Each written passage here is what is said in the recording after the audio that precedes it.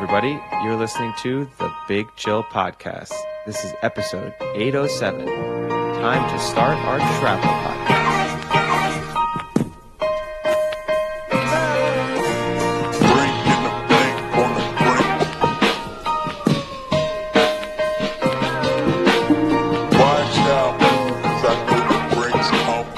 Hello, Big Chillians, and welcome back to the Big Chill Podcast. I'm Frank, joined as always with Eddie. Eddie, how's it going? Yeah, things are going pretty well. Obviously back to regular programming in terms of the introduction. I had to do one by myself last episode. I know. So it's good to... It was okay. Thanks for the feedback. Yeah, I'll have to give Ollie some feedback. Oh, well, no, Ollie didn't take part in the end. No, I know, but I'll have to give Ollie some feedback on you because he always gives us the feedback. I understand now. We'll have to discuss how it was. Yeah. All right. How was the hockey trip then? Yeah, so we had our roller hockey national tournament out in California. It was fun. In the end, I was supposed to stay at the Airbnb with all the boys, but then ended up staying at a hotel, which was probably the better move because it sounded like it was an absolute disaster to the Airbnb with a lot of drinking and late nights, which I can't really do, and try and play any sort of competent hockey. But we did pretty well. We went 2-2 in the round robin to make the playoffs for the second straight year, which was fun. And it's kind of cool to at least accomplish that. And then we won our first round playoff game. So it's the first time we ever won the playoffs, at least won the first round, and then made it to the quarterfinals and had to play our quarterfinal game at 12:30 in the morning. So that was a little rough. The game was originally 11:50 p.m. and then they were running behind. So we ended up playing till 12:30 at night after playing the first round game at 11 a.m. that same day. So basically playing a game, sitting around for 12 hours and having to play another game. And we lost that game 3-2 in basically a just back and forth, super close game, really evenly matched. And unfortunately, I think they kind of just got one more lucky break than we did, and beat us. It was tough. It sucks to lose when you can actually win a game. Last year, we lost to a team that was definitely better than us. And this year, this team was not better than us. So that kind of sucks. But I don't think we would have made it past the next round anyway. So, but it was fun. It was a good tournament. Sounds thrilling. Yeah, I mean, it sucks. It always sucks to lose.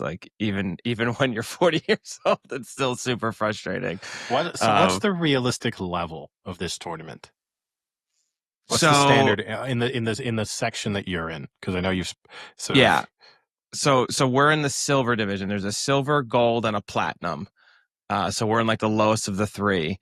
For I guess the closest reference I can give would be we play usually against other universities have roller hockey programs. And we play usually against kids that were in the university roller program, but not probably the top 2 or 3 kids on that team, but the rest of the team. So the best of the best that would have played college roller hockey usually play in the platinum level.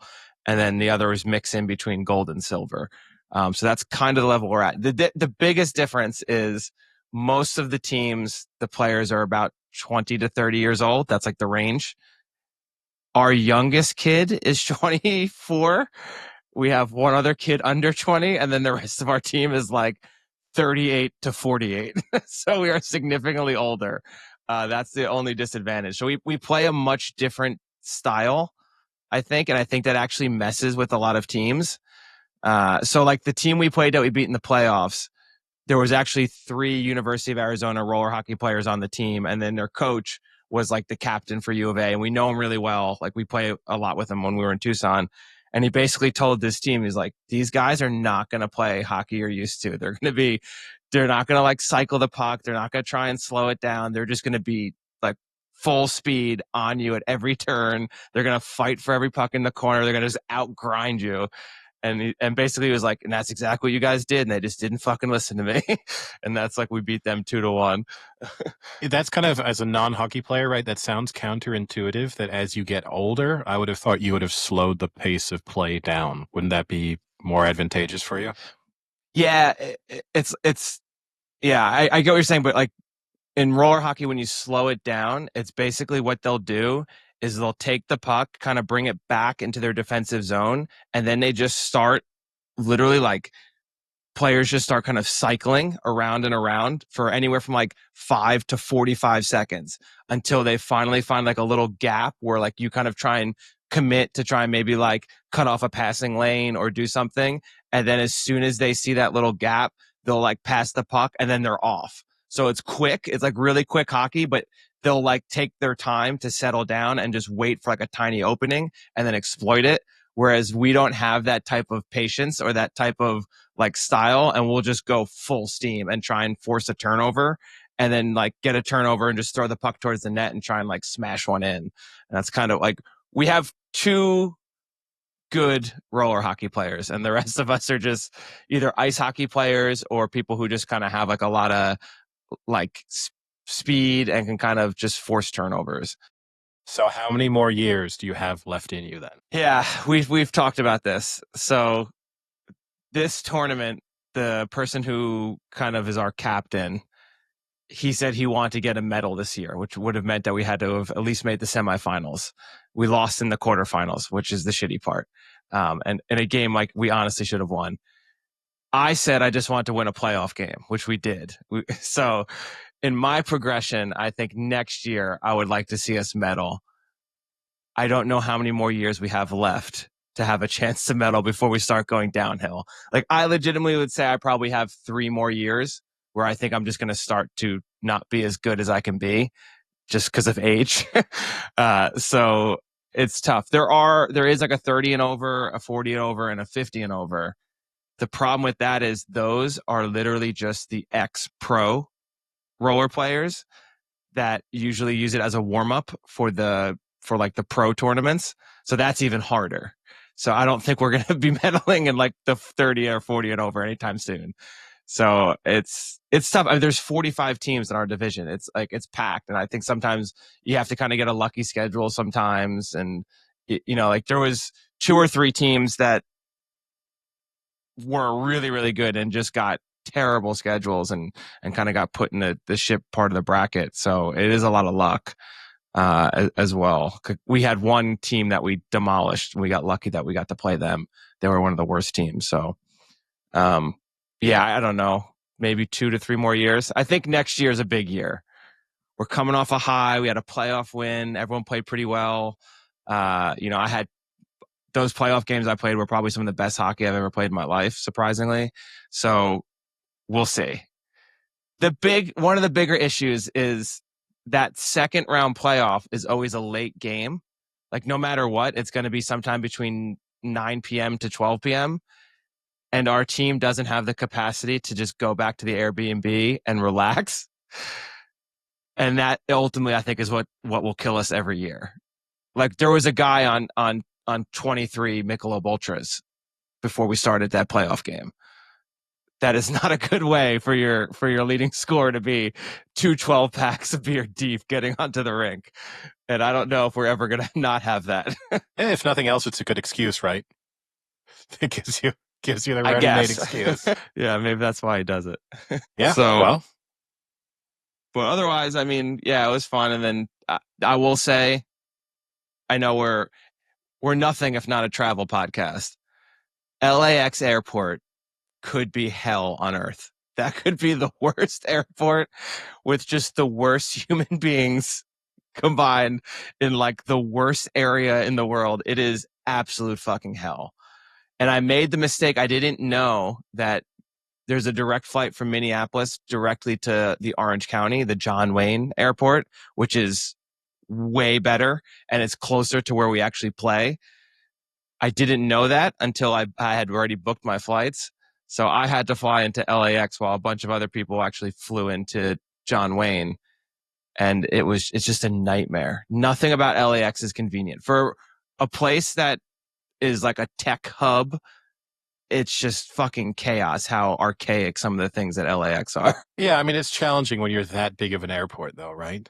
It's hard to think of that many huge airports that are really a pleasant travel experience outside of Asia and the Middle East where they've built brand new airports and they spend ungodly sums of money on them. But if I think of any huge European airports or huge American airports, I'm not sure I enjoy the experience really in any of them. I mean, none Yeah, of them are pleasant. it's brutal. So I mean, like just to get from my gate to the Enterprise rent-a-car to get my car took me almost 90 minutes. It's fucking insane. The buses, and the thing that drives me pretty nuts about LAX is you get a good combination of international visitors who don't really know what's going on. So they just pull the like, I don't know what's going on. I'm going to do whatever the fuck I want. Mixed with Californians who also have that same attitude of the like, I'm the most important person in the world. I need to get on this bus or I need to like get into this spot. So it's just, you have to literally fight your way to do anything. Like there was a line to get on the rental car bus and at least 15 people tried to just come running up and like cut the line just because, well, I have to get on this bus. I have to get my rental car. It's like, yeah, we're all on the bus. Like we're all in line to get our fucking rental car. Like we're in the exact same boat, buddy. Like I'm not getting on the rental car bus to fucking take a trip around the rental car lane. You know, like it might I'm be not that just might be your sightseeing. that might be your first bit of LA sightseeing. Yeah. This is Like, where what do you think I'm this is doing? where John Wayne rented his first ever car. So that is like, and people will just park wherever. Like there's constantly people blocking the bus lanes to pick up, you know, like passengers. It's just chaos. I fucking hate that airport. It's a Well, mess. now I'm going to give you that opportunity because I know you said that you also had your bag lost. And to Yeah. further damage your relationship with Delta and ensure that they are never a sponsor of this podcast, what's going on with your bags with Delta and what's going on with your relationship with Delta? Because you're such a Delta fanboy, but this is multiple trips in a row in which they have definitely delivered subpar experience. Yes, this is 2 trips in a row.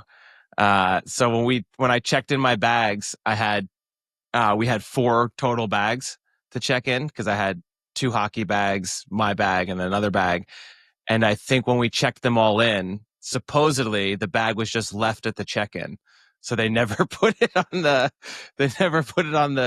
thing. And I don't know what that means. I don't know how you like take a bag from a customer, then don't put it on the little belt that goes behind. I think what happened is I think she forgot to put the tag on, and then probably other customers went by. And then when you don't put the tag on after a while, you don't know what that bag was. So they probably just left it there waiting for someone to kind of claim it. That's kind of what my guess would be. But when I got back to Minneapolis and they looked it up, she was like, yeah, it looks like it was at the check-in. It never left. I was like, wow, great. Thanks. Like, how does that fucking help me? So it's not the biggest deal. I don't really get super angry about getting your bag delayed. I think people freak out a little too much about that. Well, It'll come. It'll come today, and that's not the end of the world. That it's like a day late. So, but you're lucky it happened with you on the return leg. That would have been Even a if it much didn't, bigger. it would have just been one day. It's usually one day they can get it to you. It's not always just one day. It's not. And if you're on vacation and Great excuse to go shopping. yeah, with the $25 they give you to replace essentials or whatever, you know, and especially if you have children with you or other people and you've got multiple clothes, or if you're going to imagine you were going to Ascot and your suit's gone. What do you, what, that's, Hey, new I suit think, time, baby. yeah, well, you probably need Marks one. and Spencer. So that would be an unripped suit that would be Delta doing you a favor. But you know what? Delta losing that bag to Ascot might be the greatest favor they can do because I can get a new bag and a new suit. Yeah. No, you need a new everything that's both that bag and everything inside of it. So you should openly encourage them to not tag that one. Yeah, we'll see. I'll put in a complaint and I'll see what that gets me. I did complain about our last trip, and like I said, originally they gave me a $200 credit, and then they gave me an additional $500 credit. So for that 700 one. total On the last one, yeah.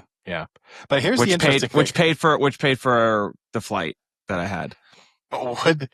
Do you think they gave you that because you are a loyal Delta customer, or do you think they would have given that, given the level of disruption that you experienced, would anyone have received that type of compensation? Yeah, yeah, I don't know. So I got like a personal phone call from like a Delta rep after I sent an email, which I will say previously when I didn't have that status and I would email Delta, they would just email back and say like, there's nothing we can do, or like, here's a little credit. So I don't know if it's just literally someone calling you and being kind of saying like, what can we do to resolve this situation for you? We saw you complained, how can we help? Um, so I don't know. Maybe we'll see. Like how you Let me, said there, I got a personal phone call, setting it up as if it was about to be the CEO of Delta. It's just someone in a help it center. was. It was It's Bob just, Delta. yeah. Yeah. Robert Delta called me.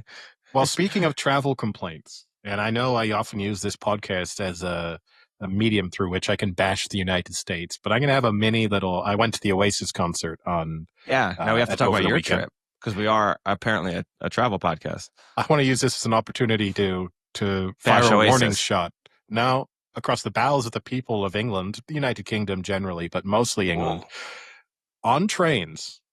I took a lot of trains this weekend. I took a train from I took the Eurostar to London, then London to Liverpool, then Liverpool to Manchester, and then I was heavy on the train travel. English people, stop taking phone calls on trains. You can't just. It is not your private office for the afternoon while you travel somewhere, nor is it a good opportunity for you to chat with your friend to kill some time. If you want to take a phone call, have the respect for everybody else and go and stand somewhere else on the train. But don't just sit in your seat and have a 15-minute phone call that we all have to listen to on our journey. See, now this is what's interesting. And I think we might have actually had a similar conversation about this. If it wasn't on podcast, it was definitely off podcast. What is the difference of someone having a conversation with someone on the phone versus if their friend was just right across the seat from them? Two things. One is definitely you tend to be louder on the phone. So you will hear it more because people speak up. And in particular, you have people who are then apologizing for background noise and getting louder as they do it, and apologizing for bad reception and getting louder as they do it. So, which is a simple solution. Don't have the phone call on a train. But and then I think also it's like, yeah, I'm not expecting total silence on a train, but if I'm hearing you, if I'm just listening to you and your friend talking, then either I can be nosy and I can just listen to your full conversation. It is what it is. Or it's just accepted background noise of you have also paid for your ticket. But to have to listen to one side of a conversation for an extended period of time is so annoying. And British people seem so comfortable with this. And people talk about the French being rude or having no respect for sort of order and organization. And yeah, British people way ahead of the game when it comes to, say, for example, queuing, which, over the weekend, I had to do a lot of queuing, and I'd much rather be doing that in the UK than in France. But About in France, they love a good queue. Now they get Actually, attracted to. I dropped that joke this weekend. We walked by a place and there was just a random line, and then we're like, "What is that for?" And it ended up being for, real quick, it's a little side story. We went to a brewery, and across the brewery was like just a little place, and there was just a line. I'm like, what the fuck is this line for? And it looked like it was an art gallery. It wasn't. It was it was an artist who collects vintage photo booths, aka photo booths that you and I grew up on, that would be like in a bar or something like that. But now this generation doesn't really know what they are. And you just pay $5 and you go and you use the photo booth to print out a photo booth photo. And it's like a big thing. Like, this guy is a genuine artist and this is his thing. And there was a queue. And someone would have been like, what is that queue for? And I was like, I don't know. There must be a lot of fucking French people in this neighborhood. Well, if you want to know, there's a really famous photo booth in Paris that people queue for like an hour and a half at a time. And it is one of those ones from the 70s. And the reasons people queue is because they think that the tone of the image is so good that it's the best picture you'll ever have taken of you. And just a standard photo booth from 40 years ago. There's nothing special. No, this room was basically the size of like like half of a bedroom with 6 photo booths in it. It was just lined with photo booths, and you waited in line because we did it. We were like, what the fuck is going on? We got to see what this is. We went when there was no line. Like, we're like, oh, there's no line. Let's go. And a few of us went and checked it out. But that's all it was. And you just paid $5. The big innovation was the photo booth had the tap like connected to it. So instead of putting in the dollar bills, they had it so you could just tap. And as soon as you tapped, it started taking the photos. But like, he had to explain to us, he's like, so what's going to happen is like a light's going to come on, and then a photo is going to be taken, and then 3 more are going to be like, and then afterwards I was like, so it's just a photo booth? And he's like, yeah. Like an old school one. And I was like, yeah, okay. So like a photo booth. Like, I've been in these so many times. Like, I don't get what it is. Don't people still use those for, say, passport photos and stuff? Don't you? Isn't that still, no? People just take their own? That was never a thing in the US, really. No. Because for passport photos, you always used to have to go to like a store to get them done, usually. Okay. Because that's the only time I would still use one is I need an ID image, and I'll still go and take one here in like a metro station, and I'll still go through that process. Yeah. But we've seen them at bars sometimes. Like when we took that trip to either Vegas or California, there was that one that we did that Olivier thought was like so cool. So maybe maybe the people do like them. I don't know. I go to a bar here that has one, and it's popular, and I can get that on a night out. It's a kind of cool thing to go into a photo booth and take a photo. Yeah. I'm not like shitting on the photo booth itself, but like the one in Paris that people literally wait 90 minutes for just because they claim that blows my mind. And that's just because a couple of influencers have gone there at some moment in time and told the world how incredible these photos are, and it's just an old photo booth. Yep. It was strange, but so UK people don't get off the phone on trains. I think they're a big phone people in general. I think they love phone calls, but the number of times every train I was on was just disrupted by people having extended phone calls. And look, I'm not saying if someone calls you really rapidly and you pick it up at your seat and just go, hey, I'm on the train, I'll give you a call in 20 minutes. Fine. You don't need to necessarily get up and just to do that. But don't take the phone call and then speak. You have a 15-second window to end that phone call. Otherwise, you're annoying. Either you get up or you end it. I would give them a little more. I would give you like 2 to 3 minutes because I think here's a problem I think with the UK trains is that they actually, surprisingly, a lot of them have good Wi-Fi, so people will take that opportunity to work on the train the entire time. And if you get a quick work call, that's like a 2-minute call. I'm okay with that. No. But you're on your computer. Maybe you have to answer something on the computer. I don't care. Then you Not say, even hey, 2 minutes. No, 2 minutes is too much. I'll Slack you. I'll send you an email. I'll do whatever. But you don't. It is not your traveling office, because you know where that system breaks down. That's cool. You're the only one who's doing it. It works. There's someone but next to you. What if we all do it? What if we all take our 2 to 3 minute call? And what if we all do it at the same time? Yeah. Good luck with those. You know, that's where the system falls apart. So you either get up or you don't take the call. Those are your two options. Should we do a podcast on the train? We may as well. I think people around me were, based on this. I think to and from Ascot in 2 weeks, we may as well just have a live podcast. That would at least how we up the traveling podcast. We literally travel on the podcast. Oh, this is great. This is it. We've got it. That would be more entertaining. 5 years. We've got it. That would be more entertaining for people because at least they get to listen to the full podcast. It's not us calling into the other person, so you're only getting to listen to half the podcast. We could go and sit in different cars on the train, and then really fuck with people. Yeah, and then if they want to listen to the full podcast, they got to download it because we need the downloads. We do not. There's no benefit of the free just the listener. Oh, that's great. I love this idea. All we do is we get on any train that's 2 hour plus. And then we just do a podcast on it. And it could be anywhere in the world. That's our gimmick. Yeah.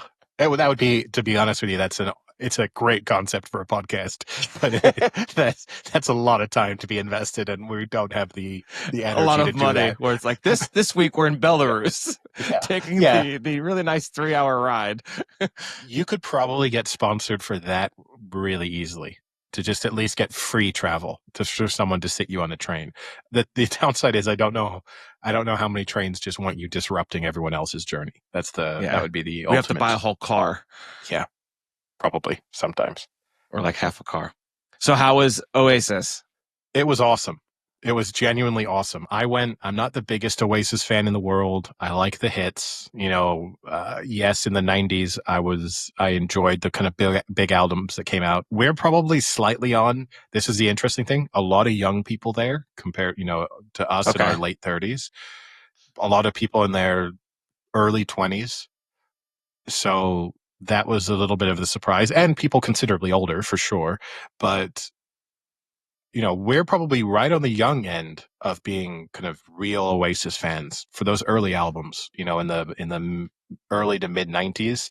It's not in your kind of prime music listening age. You're sort of discovering music to a certain degree, but you're not becoming a huge fan.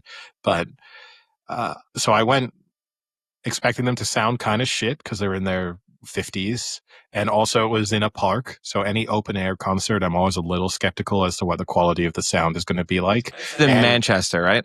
Yes. Yeah. Okay. And they sounded good. They sounded really good. They played for 2 hours. They played pretty much all the hits. The atmosphere in the crowd was awesome. It was 80,000 people, and you are just in a park. But so standing the whole time. Standing the whole time. Now, was there like a opening band that you also were there for, or did you come in right as Oasis was playing? No, we got there pretty early. So we got there. The Oasis was due to go on at 8:00 or 8:30, I think it was, and we got there at like 5. So there were two. Oh boy. Yeah, that's a lot of standing. But there was a lot of queuing, and there was a lot of hassle getting there. So, I mean, there were bars, and we sat on some sort of park benches set up we kind of skipped we could hear the opening acts because obviously it was just in a park, but we were not watching them. And had a really good conversation. Said I would give a shout out to, we spoke to a couple random people, but had a really nice conversation with a father and son duo from Ireland who were coming for it, while the son lives in was it Aidan and Joseph O'Brien? No. That would have been fortunate, but no, it was really nice to just kind of representative of the kind of atmosphere there. So William and Brian, who we spoke with for like an hour, maybe a little bit more, about various things, but everyone was super relaxed, super friendly. Even when you were watching the concert, one of my big fears was obviously just either people pushing a little bit or feeling cramped for space, or just people being too competitive over trying to get closer or trying to get a better view.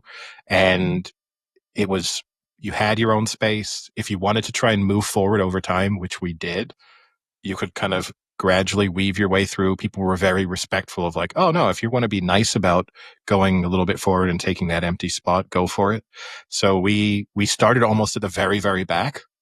And by the time the concert was over, we'd moved sort of 20, 30% through the crowd to a pretty good viewing angle. But yeah, no, it was awesome. And I've got to say this, the atmosphere in Manchester itself was really good. Like the city has just been taken over by Oasis, and it's hard to imagine. And I was speaking with other people there, but also just sort of thinking about it. They had the store. They kind of done this like a pop-up store. A pop-up store, but with Adidas, so it's a huge store. Then every bar, every restaurant had like Oasis themed things going on. It was only Oasis playing. They had little puns, everywhere. So like neon signs with Oasis themes all over the place. It felt like you were just in a pop-up Oasis city, honestly. That's cool. And it's hard to imagine a different band in a different city nowadays who could give you that same type of experience.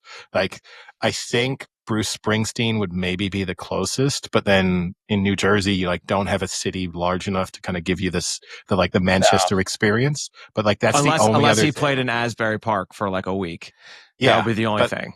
But but then Asbury even Park and Manchester, not comparable. not quite the same size. But No. I was trying to think of like someone who you are so closely linked to the place that they're from and so loved by that area who could just become like a Comic-Con for their band just by being there. And Springsteen was maybe the only one, but you just don't have a huge New Jersey city that he could take over.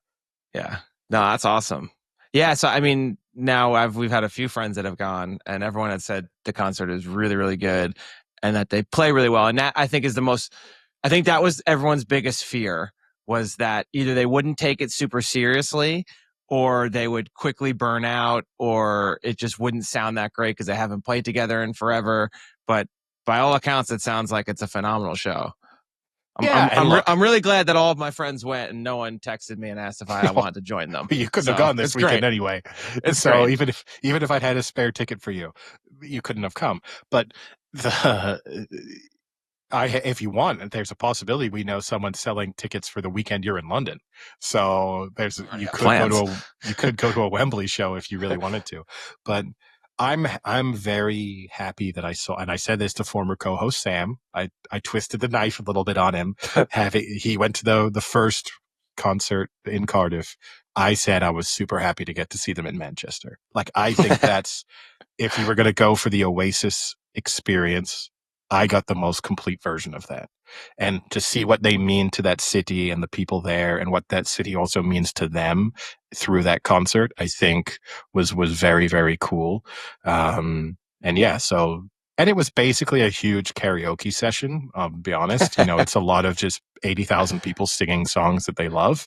Yeah. So, except from when one of the slightly deeper cuts gets played, and then there was like more silence while people were clearly acknowledging that they didn't know those particular songs. But yeah, really good experience. Beers weren't super expensive. It was $6.50 for a pint. Oh, wow. And it was Reasonable. easy. Yeah, it was easy to get. Like it took, I don't know, 3-4 minutes to get a beer each time. So you flew through. There were definitely some people at the beer stand who were giving out some deals for reasons. First guy I bought beer from gave me half price on the beers. Second guy I got beers from, I bought 2, gave me 3. So I don't know what was going on there, but there was definitely some deals to be had if you were friendly as you were buying them. That's pretty funny. Yeah, and I saw it. Speaking of the sing-alongs, I saw some videos, and it must be nice to be over 6 foot, because I saw videos from someone who was definitely under 6 foot, and all I saw were other cameras.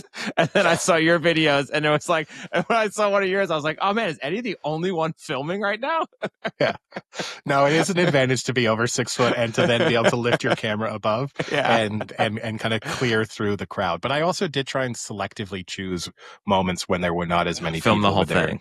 Yeah. Well, that was the annoying thing. You had people in front who would film an entire song. What are you going to do with We've that talked video? about this on the we definitely talked about this on the podcast, where it's like you're filming an entire song or even the entire concert. Like, what are you going to do with this? I don't, because the thing is, yeah, I was doing my 10-15 second clip most of the time. Yeah, that's a little bit of a memory. You can send it to people. If you send me a 90-second song, like clip of a song, I'm not watching unless you tell me you won't believe what happens at the end. There's no reason for me to. I have to clickbait you. Yeah. You got to BuzzFeed me on the video that you sent me. But no, it was a really good experience. I'm happy that I went. I was a little bit skeptical kind of going into it to a certain extent. I spent too much money on Oasis gear. They got me. Plus, you like Adidas though too. I do, but I went thinking like, I don't think I'm going to buy anything. I'm not a What are big you talking band. about? You're a huge merch guy. Why are you still convincing yourself otherwise? But I'm not a huge band t-shirt guy. You know what I mean? I don't wear. So I went in thinking I'll maybe buy 1 t-shirt. I bought 2 t-shirts. I bought a magnet. And a guitar. Yeah. Yeah. And I won an auction for a 1-on-1 drink with Noel Gallagher. But yeah, it was good fun though. It was good fun. And then I have to say, whenever I see you're traveling without me, you seem to always go to really nice restaurants, and then Oh yeah. and then when you travel with me, you're like, let's go to fucking Papa John's.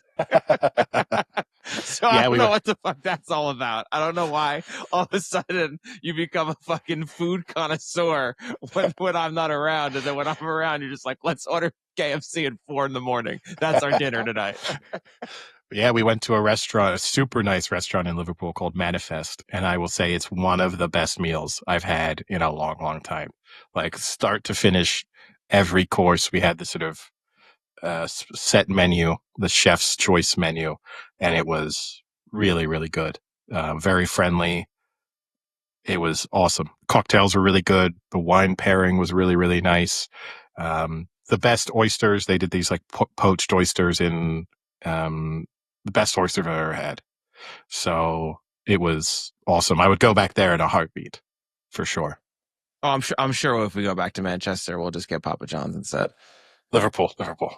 Oh, doesn't matter. Stayed in Liverpool. Did the day for the Oasis gig, like went to Manchester in the day, but only stayed in Liverpool. Which yeah was an experience for sure. Did you Got see so, Jack Grealish? He was there.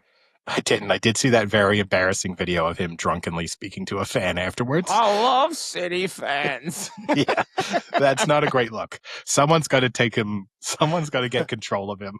It's sort of endearing, but there's a version of Jack Grealish when he's about 50 years old that's going to be quite sad to look at. You know, I know he's making more money than we can dream of, and what a wonderful life. And I would love to be in the VIP section at that concert, just getting absolutely wrecked, and then having people tell you how much they love you on your way out of the concert venue. But still, it's not a great look. I guess we can use that transition to talk about European football, or actually, I guess not just European football, but football in general, and talk about the Club World Cup. And I will start by reading the ESPN headline that popped up yesterday, and you tell me what you think of this headline. Okay. Club World Cup triumph shows Chelsea can win the Premier League. No chance. No chance. I don't know how what they achieved over the last couple of weeks would make anyone think that they're Premier League title contenders. Don't get me wrong. As listeners of the podcast will know from last season, I think they have some good core components within that squad. And I think, they could theoretically compete for the title, but the success in the Club World Cup does not change my opinion at all in terms of what their chances are for the like let's look at who they beat. So Let me also read to you what the manager said. One of the quotes said, "I think it will become as important as the Champions League." oh God. The coach said after the game, and we value it as much as winning the Champions League. Well, financially, I'm sure they do. So there's no doubt about that. In terms of significance to anyone else, I don't think so. But I mean, look, so they beat LAFC 2-0. They lost to Flamengo in the group stages, and then they beat Esperance Tunis 3-0. That was their group stage victories. Then they beat Benfica 4-1 in extra time, which, aside from their win against PSG, is the only kind of really notable one, I would say. Then they beat Palmeiras 2-1, Fluminense 2-0 in the semifinals, and then PSG 3-0 in the final. And like, don't get me wrong, the manner of the victory against PSG was surprising. I loved that more just from the perspective of PSG's bubble being burst, because we spent the last month or two with everyone talk. I had to listen to people on Sky, on ESPN, on everywhere, how this was the start of this new PSG dynasty. Are they unbeatable? Are they the heavy favorites to win the Champions League again? Is Ousmane Dembele the best player we've ever seen? Just the level of love that they were suddenly getting, kind of on the back of a nice Champions League run and some decent results in glorified preseason friendly competition, people were going overboard, and hopefully this puts, because I literally listened to someone on ESPN talking about how they should be odds-on favorites to win the Champions League, because not only are they the best side in Europe, but they also can rest all of their players for League On matches so they can totally focus on European competition. And that's what City, Real Madrid, Barcelona can't do. Therefore, they should be odds on favorites to win the Champions League. Like, it's such an outrageous statement that I couldn't believe it as I was listening to it. But look, it's a stupid competition. No one really cares about it aside from the players getting nice little, cool trip for them. And I'm sure there's some nice bonuses that they get. And obviously the clubs from a financial windfall perspective care about it a lot, but it is never going to be something that people really, won't be able to compare it to the Champions League for sure. Yeah, I mean, I think the takeaway maybe is that, Cole Palmer seems to be a little bit back on form. He had a great start to the Premier League and then kind of cooled down in that second half as soon as Eddie predicted them to potentially have a run at winning the Premier League. So, if anything, he looked pretty dominant in that match and shows that, maybe once the new season starts, he can kind of keep this form and literally take over matches, which I think you're going to have him do if they want to have a chance. So, I mean, even that pass he made was perfect. That was so nice. No, look, Cole Palmer's great. They have so much talent in that side, especially from an attacking perspective, and they're so young that Chelsea at some point will probably figure it out in the next season or two. Could it be this season? Maybe, but at some point it will go right. And the financial windfall they'll get from this tournament, and now how that allows them to further manipulate the sort of financial fair play rules. Great, Yeah, great. spending $1 billion wasn't enough yet. No, and what a wonderful representation of what modern football is, that we watched a final between a state-owned team who get this credit for being plucky underdogs. I mean, they only spent about 500 million euros to put together this current team, not thinking historically, but literally the players they put on the pitch for the Champions League final was 500 million euros. What plucky underdogs they are, owned by us, can just spend sovereign wealth on all of their transfers and have no limits in terms of what wages they can offer. Good for them to get even more money from this tournament, up against a club that's owned by a hedge fund that also then sort of manipulates every little bit of financial regulation possible. I mean, just it summarizes the state of European and world football perfectly, and just shows you why everyone else is just absolutely fucked, because these clubs are just going to keep coming up with nonsense ways to make more money so that they can then put financial fair play rules in place that stop anyone else from challenging them. And then that's going to be fair. Like, wouldn't Lyon have loved to have been PSG in the Club World Cup, this summer, and then not be relegated, because he could have just made up money that they could have put into their accounts. But yeah, other than that, enjoyable, I guess. I don't know. Who cares? The only thing that was fun, the only thing that I really will remember from this Club World Cup is probably the PSG bubble being burst, and to a certain extent, especially because part of it was what nice guys they are, and then you had Luis Enrique losing his mind at the end of the final. So he went from this sort of lovable guy to maybe not quite so nice. Cole Palmer riding a scooter around Times Square. That was another highlight for me, just seeing him do that as a weird tourist move. And then his reactions to Donald Trump being on the stage for the trophy celebration. I mean, that's going to be the defining moment of this tournament. Is going to be the look he has when Donald Trump won't leave the stage, and he's like, "What is he doing?" Here's the thing: his face was great the entire time. Like, yeah. I loved as they were lifting the trophy, he's still just looking at Trump, being like, "Why the fuck is this guy still here?" And I don't know if it's just. I mean, we talked about how off podcast about how some people say he's actually like pretty smart and clever. I don't know if this is him just being so genuinely confused as to the situation, or if it's more of a like, is this guy fucking for real? It could be either one. I don't know, but either way, it was priceless. There's a lot of confused Chelsea players on the stage, and look, I'm not a big Donald Trump fan. That's an understatement. And I think a lot of stuff he's doing is pretty awful. And it's easy to look at that. I gotta say, there is almost a sort of cute element, though, to the way it's just this old man getting swept up in the celebrations of a team. He looks genuinely happy as they're bouncing around, and you can tell that he kind of wants to bounce with them there for a second. And that's it was somewhat endearing for an otherwise a complete monster, but it was still a moment of just, oh, look, it looks like your grandfather's sort of suddenly found himself in a group of party goers that he shouldn't be part of and is sort of doing shots at a bar and then is turning around to you and going to say, that was the greatest night of my life. It made me feel 25 again. And that's sort of what that looked like with Donald Trump. Yeah, it was funny. Palmer's face. That's gonna stay for a while. I mean, it was all over my Instagram. It was pretty funny. So I guess the other bit. Go ahead. Well, they're now going to have to really clearly tell Donald Trump ahead of the World Cup, right? That this is not his thing, that he doesn't get to present the trophy and then celebrate with the winning. He doesn't become an honorary member of the team because the tournament is hosted in the United States. Yeah, we'll see if that works or not. I guess the other part of football we can discuss is the women's Euros. Have you watched any of those matches? So England just thrashed Wales 6-1, which was probably more enjoyable than watching the Club World Cup final. Have you watched any of the matches yet? I know England actually have a tough group with being in the same group as France, but I'm sure both of them will advance. But still unfortunate to be with one of the better clubs. It's done. The group stages are over. So that's right. They're done now. Yeah. That was the last one.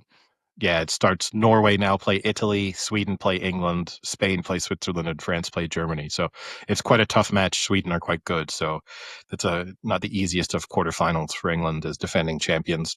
Yeah, I've watched 2 of England's matches in the group stages. So, and a couple of the others, mostly, if I've been out in a bar, they've had them on.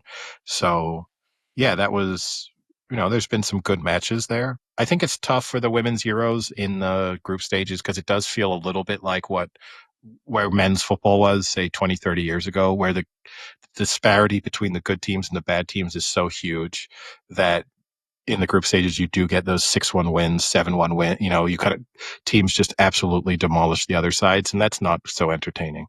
Well, at the rate that the World Cup's going, it's kind of like what the World Cup is like now for the men's side when they have so many teams now that you're going to see some of those now, as they keep adding more and more teams into the and that isn't me shitting on women's football because that's exactly what you used to see in men's football in the 80s and 90s is just that you would get in a group with either in the qualifiers or even a weird team would sneak through into the actual tournament itself, and you would just get one of the big nations just brushing them aside, and that sort of doesn't happen quite so frequently anymore because of how many professional players and the kind of professionalism within the national teams as well. But yeah, no, it will be interesting to see. I mean, there's some interesting matchups in the quarterfinals, and there could be some really good semifinals, and definitely if it could be England against France or Germany or Spain in the final, then that would be really compelling. I mean, I'm sure from a neutral perspective, a Spain-France semifinal and England against, likely, it's hard to call out of Norway, Italy, but, those are some good matchups. In other big sporting news from the weekend, we obviously had the Wimbledon finals, hot on the heels of our interview with Taro Daniel last week. So a very tennis-themed weekend for us. Sinner managed to avenge his defeat in the final of Roland Garros. Lost the first set, but came back to win pretty comfortably, 3-1 against Alcaraz. And the day before, Swiatek had won Wimbledon as well, which there are some people calling it. I had the conversation with Taro Daniel about the doping issues with both Swiatek and Sinner, and there are people saying like, what an awful weekend for tennis to have Wimbledon won by 2 players who definitely got lenient treatment when it came to steroid usage. Yeah. In the end, I think a lot of people were hoping for another one of the classic Alcaraz Sinner matchups that we saw previously, but I think this one Sinner handled it way more comfortably after the first set. I think he kind of actually settled down a little, and especially set 3 and 4, he really took care of business there. And I was worried for him because he obviously went that break up in the first set, gave away the break, and then got broken to lose the instantly, set. yeah. And I was worried for him there that on the heels of the Roland Garros collapse, that this was just going to sort of slide away from him. But, so I'm pleased for him to that he did bounce back. And obviously a lot of people post Roland Garros had spoken about the potential for maybe he'll never really recover from this. And 4 weeks later, he's won another Grand Slam. But Yeah. so all's forgotten now, I guess. Do you think we're gonna have another rematch for the U.S. Open? I mean, it's hard to kind of pick anybody else to make it. Like Djokovic feels like the only person who can possibly compete with the two of them at the moment. And then even Djokovic, you just see him in a 5-set match. His age seems to tell. And I mean, he spoke about it after his exit. I think the big issue for him, he almost needs to drop further in the rankings so that he can play one of them earlier in the tournament, because he's probably hurt by the fact that he's going to play them in a semifinal, at which stage he has, nearly 2 weeks of tennis in his legs. He'll be a little bit more fatigued. And to have any real chance against them, he probably needs to almost be up against them first, second round. And so he'd benefit from being 15 dropping seed. in the rankings. Yeah. And maybe that's what he needs to do, is play fewer tournaments, have his ranking be hurt as a result, be a lower seed, and then from there try and be able to take on one of them in an early round, and then try and kind of cruise through the latter stages if he can, until he then has to play one of the other ones in the final. It's hard to manipulate, and he still faces challenges throughout the tournament. And look, it's Dimitrov probably would have beaten Sinner in the quarterfinals had he not torn his pec when he was 2 sets up. Oh, So, that was brutal. Yeah. So it's easy again, like you kind of see the end of the tournament and go like, obviously it's always going to be these two, but Sinner was nearly knocked out against Dimitrov. Djokovic probably then beats Dimitrov, even if Dimitrov is perfectly healthy. So then you would have had a Djokovic-Alcaraz final. Maybe that's a better matchup for Djokovic on grass than Sinner is. But apart from those three, it's difficult to see who else can really seriously challenge them. Yeah, the Dimitrov injury was unfortunate. I mean, he's dating Isa Gonzalez, so I think he's doing okay, but it's still a tough loss. It's just sad for him too, right? Like he seemed so sort of heartbroken and affected by it. Yeah. Because obviously he struggles with injuries, and you just know he's also getting older. You've not got that many opportunities left. And this was a good chance to kind of really get to, the late stages of a tournament where he probably has his best chance based on the surface.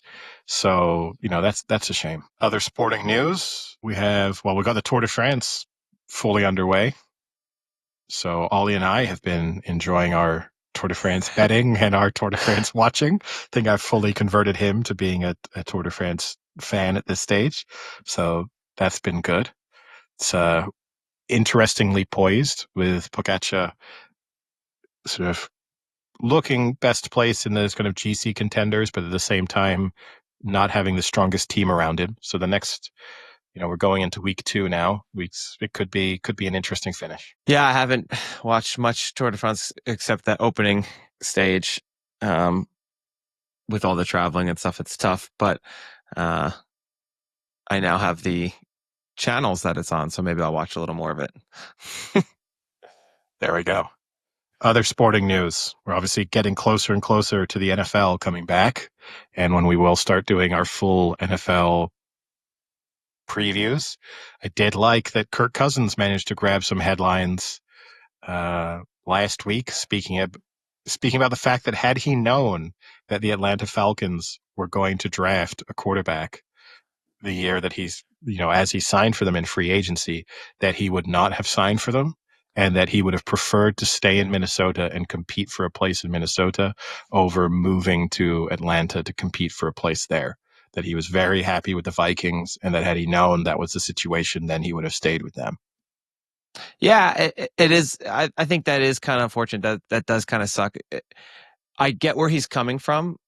Part of me says, well, you've once again weaseled your way into a massive contract for a quarterback who's probably made more money than any other, way more money than any other quarterback of his level will ever have made, probably. Um, but at the same time, it does kind of suck to be brought into a team thinking you're going to be the starter and then instantly kind of having to switch that mindset a little bit.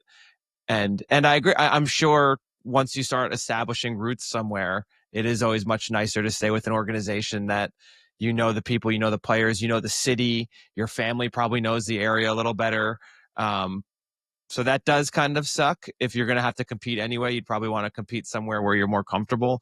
But at the end of the day, I think that's just the sport, and you're still made a ton of money doing it. So It is, but I guess it's fair to think of it like any other normal contract. Like if you were accepting any new job, I mean, yeah, you've recently accepted a new job. Imagine if you turned up and then they said, "Hey, actually, you know what? We've also yeah, brought split someone this else office. in to do exactly the same thing that you're doing. And whichever one of you can get more grants over the next 6 months, you get to take the lead." And the other, like, yeah, you'll still get your salary and all the benefits are the same and we still like you and maybe in the future we'll use you more, but that's it. You would feel a little bit like you'd been missold in terms of the opportunity that you were being given. So yeah, he makes a ton of money and it's easy to not be sympathetic to athletes because of the amount of money that they make, but he was going to make a lot of money anywhere Yeah. and doesn't really need more money, or at least hopefully doesn't really need more money at this stage. So his decision to keep playing isn't purely a financial one. Real quickly, just because this popped into my head, because I thought of Kirk Cousins and I thought of Washington Commanders. We recently saw the, what was it, 10 years later, 11 years later, pick of Alex Smith's leg. We said that in our group chat. It is crazy that that guy actually got back on the field after that injury, because that leg looks, and this is, I'm not saying this in any disrespect, that leg looks horrific. Yeah. I mean, it's crazy that he got back on the field, A, in the sense that his leg can function well enough given how it looks, and B, that having gone through that, you would even consider doing it again. Yeah. That would scare me.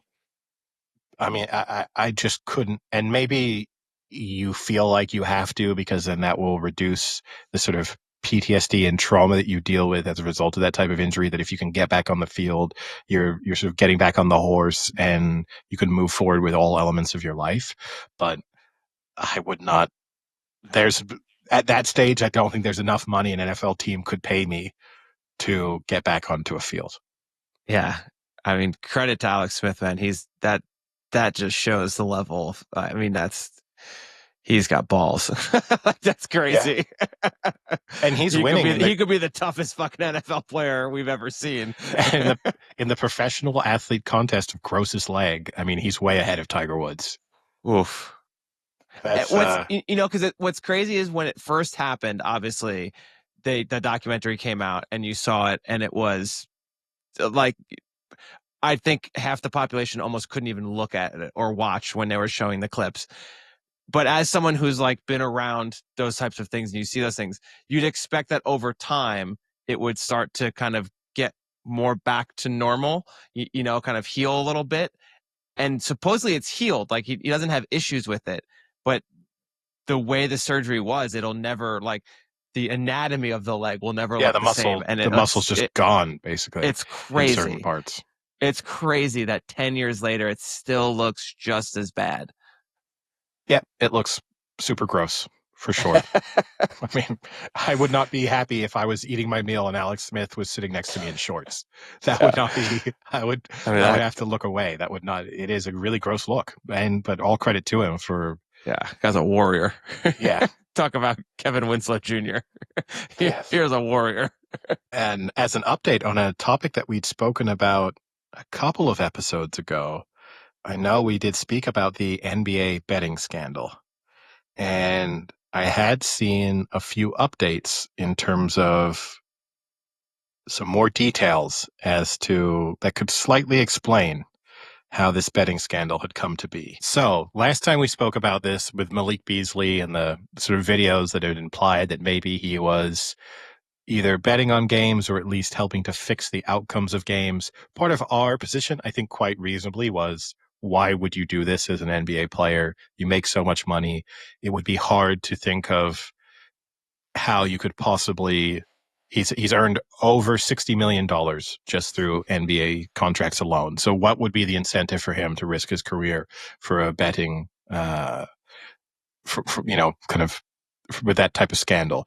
Turns out that he owes over $8 million to various people, including he owed $5.8 million to a company that he had taken a loan out for when he'd originally got drafted. So I think this is not uncommon for like athletes take loans against future earnings so they have cash up front so they can spend that money, which is crazy given the fact that the amount of money they are still getting I know. initially.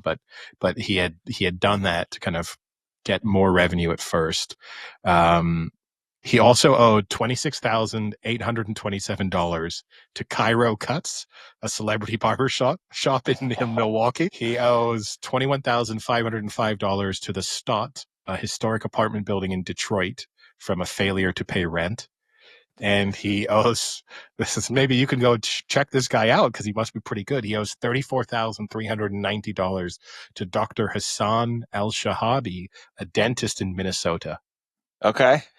So if you need Wow. recommendations, It's got to be grills. It's got to be grills. Like, honestly, though, what else could you get for $34,000 at a dentist? Yeah.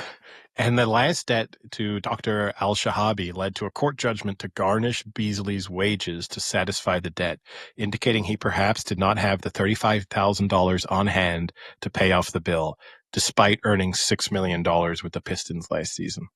Jesus. That's bad. Yeah. So when you put all that together, I could see a guy who might be betting on some games. Yeah. Yeah. When you hear about all the players who do that, what you talked about in the beginning, taking out the loan to get more money up front, it really, I think, makes you appreciate when you have an athlete who has a good head on their shoulders and kind of does the opposite. Like is it Gronkowski, who's never spent his salary and has only ever used like endorsements and signing bonuses and things like that.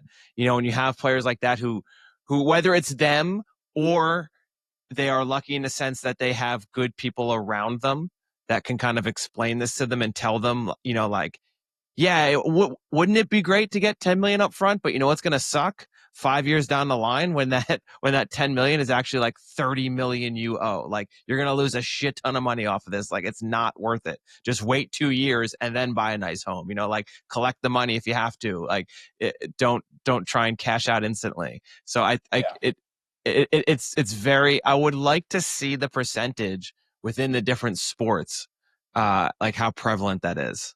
I guess NFL, like high pick NFL players, right, should hopefully not need to do that because they get With the the signing signing bonus. bonus. Yeah. So they should be fine. But I'm sure there's still some of them who do it because they'll say, oh, I know I got $4 million signing bonus, but I want to buy an $8 million house and I want to buy my parents a house and I want to buy everybody cars.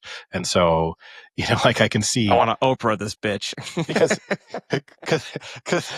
because yeah, like, seriously, you'd hope you have a financial advisor who says, yeah, it would be cool to have $10 million in your bank account right now. But it also is really cool to be a 21-year-old earning $3.5 million this year, because that's a pretty elite club that you've put yourself in, irrespective of how much is actually sitting in your account. Maybe you can't buy that house right now. Buy it next contract. You'll get a nicer house. Like, it's crazy that the type of advice and the people obviously taking advantage of them around them. Because you're right, on the $35,000 dental deals, he must have private coverage. I mean, I think NBA players through the league get healthcare coverage, but what are you spending $35,000 on for dental care that isn't covered by your insurance? No, I wasn't being a jerk. I think it has to be something grills. in the lines of like grills or something with like diamonds or gold or something gold like that. teeth, Like diamond yeah, there things has in to be its something teeth. there because like I can't even imagine if like a hockey player took a puck to the mouth and had to replace like 10 teeth that would even cost close to that. Like, unless he got his entire teeth just completely removed and new ones put in, I don't understand how it could cost that much without it being something like more extravagant. I tried to quickly look up this dentist, but I've moved on from my notes where I had it. And in typing in the name, a gynecologist has come up instead. So I think that's probably not the right doctor. Oh wait, maybe. But yeah, no, it's really sad, right?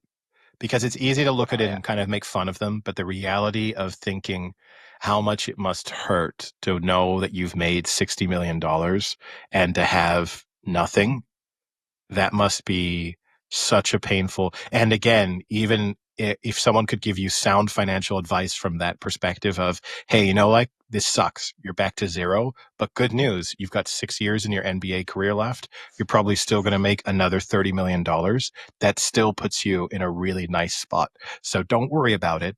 Yeah, you could have had more, didn't work out. Life's still going to be great, but they won't even get that advice. And so then they will just keep digging deeper and deeper holes at a moment when it could just be like, oh, okay, I won't have the $20 million house, but I can have a $5 million house and still be retired at 35 with life looking pretty good. Any other sports news to cover? Nothing else sports related. I watched a few things. So on my trip to LA, I watched Death of a Unicorn, which was Paul Rudd and oh Jesus, Jenna Ortega, and Will Poulter.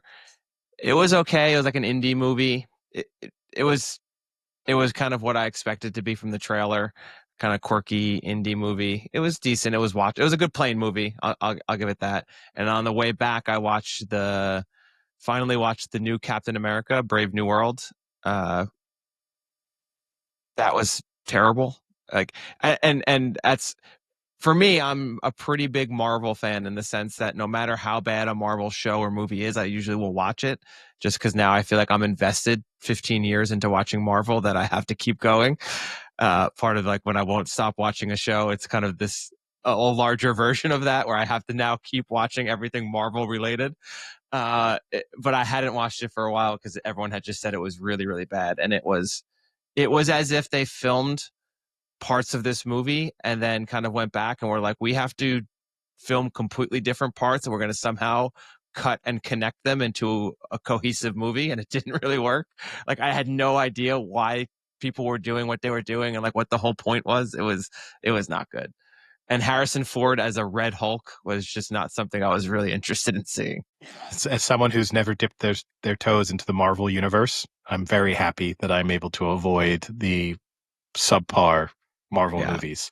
Now, I So will that's say good. though, Thunderbolts was the new one that came out. People have said that's actually pretty good. I'm going to go see that soon. And on the heels of that, I will also see the new Superman, which a lot of people have been saying is actually very good. I will probably see the new Superman because, as you know, I'm not really into the dark, gritty superhero We've movies, covered and this. it's kind of nice to see that this Superman movie seems to be a little bit of a return to the sort of pre 2010. More campy. Yeah, that's what I want. Yeah. I want, it's stupid and that's fine, but it's a guy in tights and a cape, and that's, Yeah. I don't need to. We don't need to take him too seriously. So that will be good.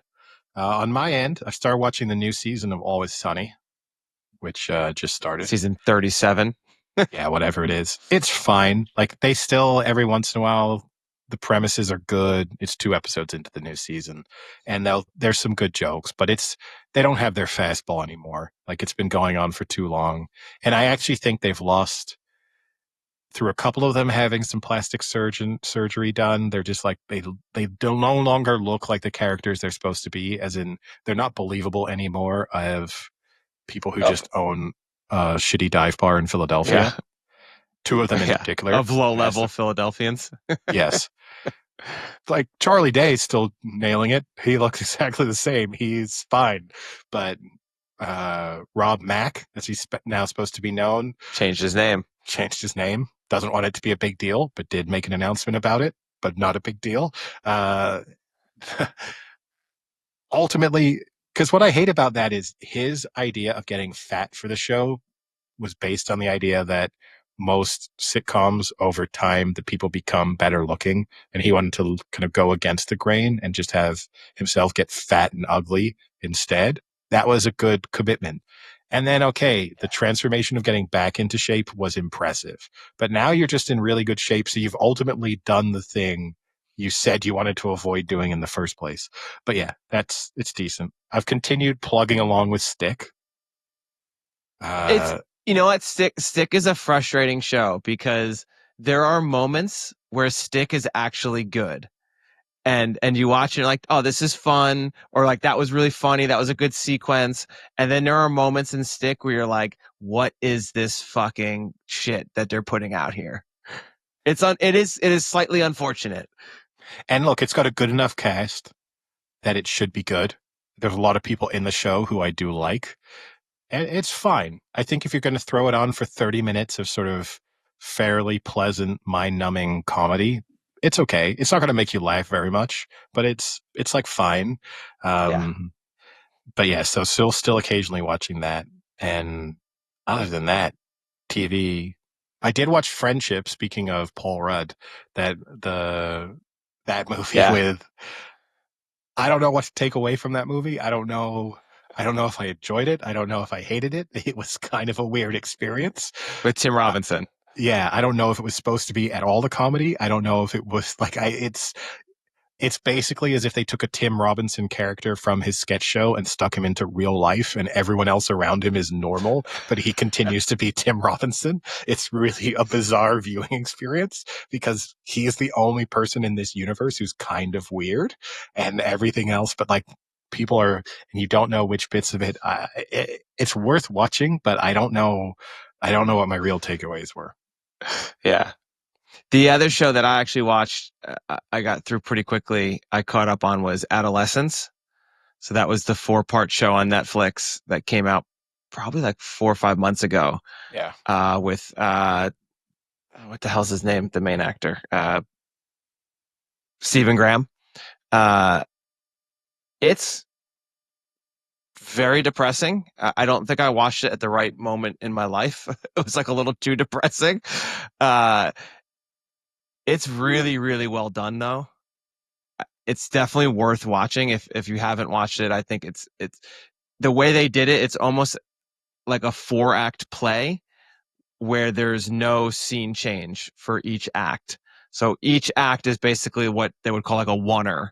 And it's just the real time, like 50 minutes within that day, just straight. And the camera never kind of leaves the scene or anything like that. So it's, and I'd heard interviews of how they did it, and it sounds crazy how coordinated and choreographed it was to be able to do that. Like there are scenes where they're in a house and then they get into a car and then they're literally driving through the town to a police station, and it's all just continuing to be filmed in like a 1-shot frame. It's really cool.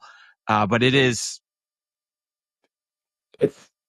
kind of, it is depressing. I mean, there's no way around it. Like the story itself is depressing. The view it has on kind of how kids are growing up nowadays, and how influenced they are by so much different stuff than like when we grew up, and how different that is. It's kind of eye opening, I think. So it was very good. I suggest watching it. Maybe just kind of do it more in a happy time in your life. Yeah, and obviously different for each of us without having children. I think it's a Yeah, slightly different for experience sure. if you have young kids. All right.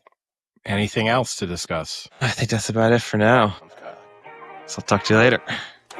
See ya. Cheerio.